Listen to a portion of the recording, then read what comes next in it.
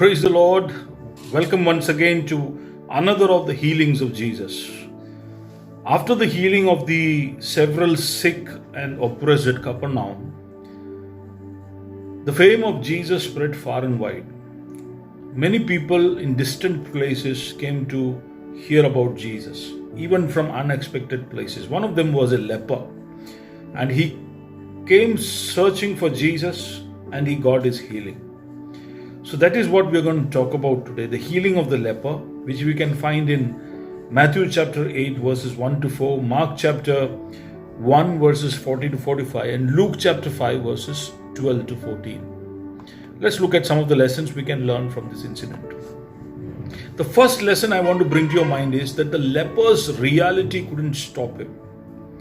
The leper's reality couldn't stop him. What was his reality? His reality was that a person with a wasting disease like his didn't have really much to hope for or to look forward to.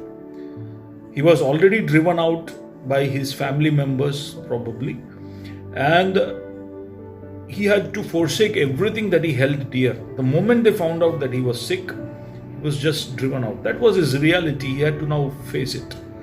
Second is that he was banished from society, from the population, from the town or the village in which he stayed. He could never go back except at the risk of being called out or even being stoned. However, though the reality could stop him and he couldn't go out to people, but the reality couldn't stop the gospel from reaching to him. The good news has a way of reaching people in unreached and unreachable places. Now that is something we need to remember, that the gospel will always find volunteers to reach those places where people are. And we should remember that sometimes we will be those messengers carrying the gospel to these places. And so we should always be willing to volunteer. The leper would have perhaps heard it from another leper, or maybe from a messenger who probably gave their food, or somehow. But the moment he hears, he makes up his mind to go and see Jesus. He is convinced in his mind about who this Jesus is, and therefore he just left that place, even though it meant that he had to risk so much. Now the question is, why did he risk so much? The answer I can give to you is because he had not yet done with life. He still wanted to live. There was unfinished business. He wanted to go back to his family, maybe with his wife and kids. He wanted to be back with them again. He wanted to live.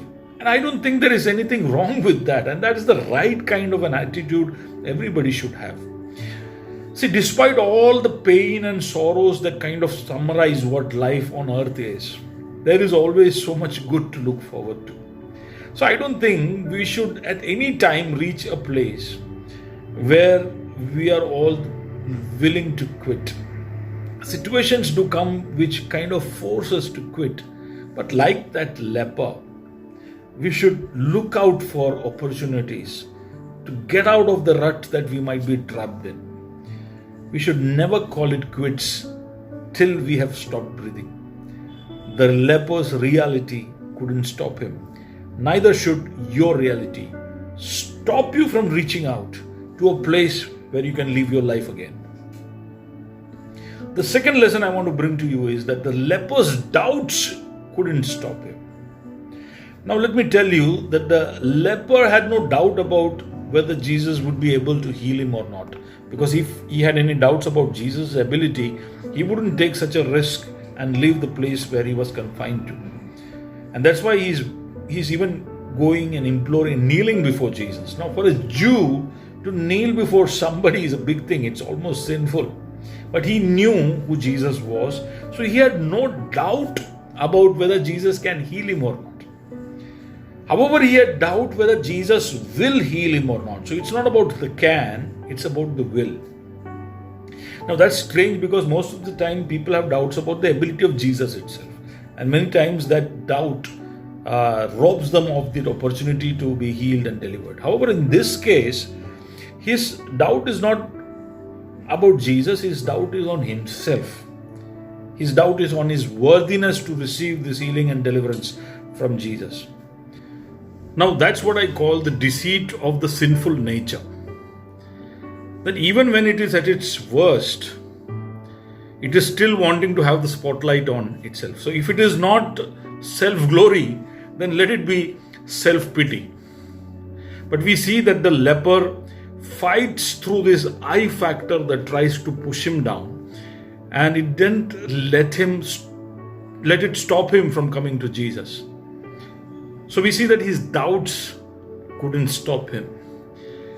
Nothing should stop us from coming to Jesus for healing and deliverance.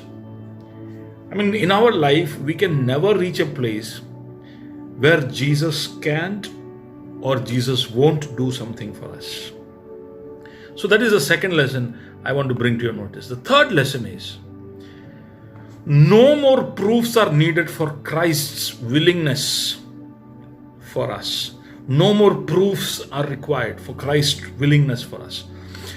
Christ left his glory to become a mere human so that he could save the worst among us. We do not need any more proofs and assurances from God or from Christ about his willingness to change our situations and our lives. He is always willing. Savior is his name.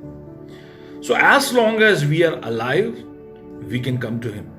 And as many times we reach a position of being leprous in our sin as we can be, we can still come to him and get our healing. He is always willing. He will always take us back. How do we know that he doesn't want to take us back anymore? That will be the day we will stop breathing. That will be the last day of our life. As long as we are alive, we have an opportunity to come back to him. And every time we come back to him with sincerity, he is willing. He is willing to do something for us. Now, what is remarkable though is that Christ did heal him, but not before being moved with compassion. Christ felt the pain inside of his guts. That's the Greek word that's used there. So Christ was moved with compassion by the condition of the leper. So he was like looking at the pathetic outcome of sin, what sin had done to man, physically, mentally, emotionally, socially, spiritually, financially, the pathetic outcome of what sin had done to him. And that created a pain inside the stomach of Jesus. And he was so moved with compassion that the rules of society and culture and even the law didn't stop him at that point. He stretched forth his hand and touched the leper. The stretching forth of the hand is not just an evidence of his willingness, but it's a sign of empathy. It's a sign of koinonia with the leper. It's a sign of acceptance of the leper to his own kind. This allowed for emotional and social healing of the leper even before he got physically healed. Touch is so important. I understood a little more about touching when I come back from work after being away from home the whole day. When I reach home, my dog insists that I touch him for the first 2 to 3 minutes before I can go and do anything else. He wants me to touch him. It's not the food. Rest of the day he's only asking and expecting food. But when I'm coming back from work, he expects me to touch him and play with him. So if it's so important for a dog that the master touches it, how much more will a person crave for touch? And I understand the craving for touch and acceptance that the leper had, and Christ was willing to give it, though he was just asking for healing, physical healing. That's what he gave him first, and then the healing also. So Christ is willing. He touched him, and immediately the Bible says he was cleansed of his sickness and he was healed fully. Holistic, complete healing. In whatever ways he needed healing, he got it. The fourth lesson I want to bring you from this whole incident is that God's ordinances are wise and they're beneficial for all. God's ordinances or rules that He lays out from time to time, they are wise and they're beneficial for all. Now, why I say that is, just after he got his healing, he was told by Christ to go and show himself to the priests and finish the requirements of the law. Now, why Christ says that is because that requirement put out by the law of him showing it to the priest and the priest declaring him as cleansed will make his restoration into the public life official and complete. The second thing is, in that process, he has to make an offering of thanksgiving, which is an apt response. A thanksgiving to God is an apt response for a healing like that, and that sets a nice precedent. I'm also assuming that why Christ told him to not to make a ruckus and a big show about his healing at that point of time, but to go and show the priest, was because that would force him to keep quiet about his healing, take a couple of days, go through the procedure and confirm that he is healed, and then declare it. Now, if he had followed that process, he would have got a couple of days to actually absorb the healing that he had received, the transformation that happened to him. He could have absorbed it, and he could have really understood the deep impact that Christ caused inside of him. But what happened actually? In reality, what happened? Christ said, he charged him that don't go and tell everybody about this. But he did exactly that. He became emotional and he got excited about it and he started telling everywhere. You know what happened? All the excitement was taken away by his emotions and by the fact that he got physically healed. And there was no excitement left for the transformation that happened inside and for the spiritual healing. The external excitement robbed him of the actual joy of enjoying the complete healing that Jesus has given him. So ordinances that God gives or charges that he makes are wise and they're beneficial. He would have benefited more had he waited to go through the procedure that Christ told him to. Another thing is, if he had done it, it would have been beneficial for Christ also. Now what happened? He made a proclamation everywhere and it attracted people from all corners. People who were more interested in signs and wonders than in understanding what Jesus was doing. So it got crowded everywhere. The villages, town, wherever Jesus was going was so crowded that Jesus could not enter into those towns and villages. And he had to operate from outside of these places. That caused a great inconvenience to Jesus. Jesus had told him not to do that, but he did it, and now it has inconvenienced him. But Jesus doesn't make a big issue out of the inconvenience that comes out of the disobedience, because how I can say that is because Jesus didn't put any more conditions for healing. He didn't say that now onwards, when I heal, people have to listen to what I say after the healing. Or he didn't say that, no, these people are ungrateful and I don't want to heal them anymore. He doesn't do anything like that. He's all the more willing to go out and reach out to the neediest of the people. So he was inconvenienced, but he took it in the stride.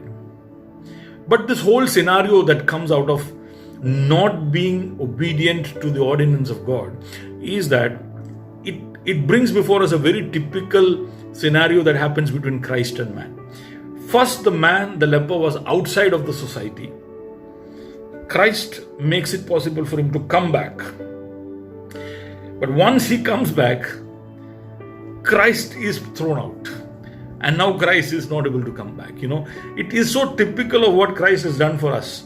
He takes our position outside so that we can come inside.